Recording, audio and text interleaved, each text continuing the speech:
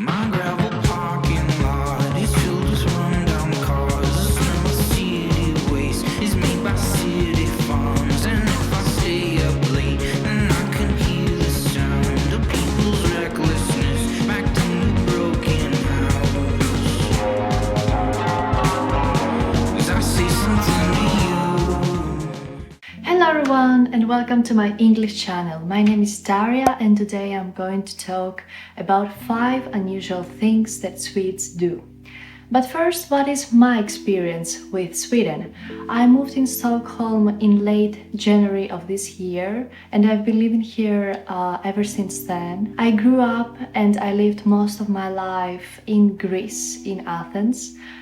But I'm originally from Ukraine, so you can see a mixture of cultures. And to be honest, Sweden has many cultural differences compared to Greece. So it's been a very interesting time discovering all these little things. But without further ado, I would love to start with my first point, which is Yente, and it means that you are not better than anyone else. Swedes are in general behaving in a very humble way. Bragging about yourself is not part of their culture, which to me is a very positive thing. But an equally important part of Yente is not to show too much self-pity.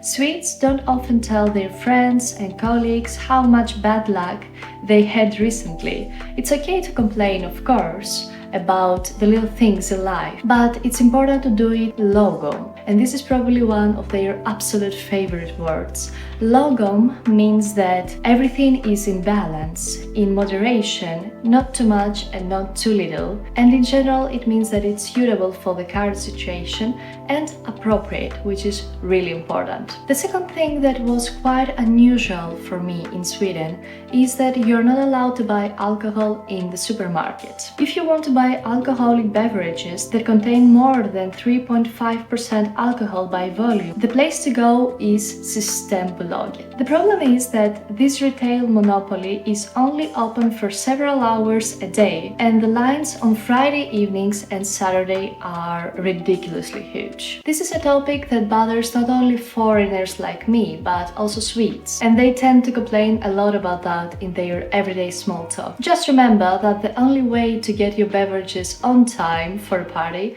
is to plan ahead. One thing I really like about Sweden is that you never use Mr. and Mrs. with anyone. Swedes refer to each other on a first-name basis, and it's considered a great way to show openness and mutual respect, which is really helpful because as a foreigner you always find it difficult to understand social cues, so referring to everyone with their first name is really helpful. One thing we need to talk about in this video is the queues. Once you move in Sweden, you find yourself standing on the queue everywhere. In the supermarket, in the pharmacy, even outside clubs and bars. And since everything is self-service, you often need to order first before getting a table. And no one breaks these rules, of course. But I have noticed that the corona have slightly changed things over here. For example, in most crowded bars and pubs you need to get a table first and then comes the waitress or the waiter to get your order.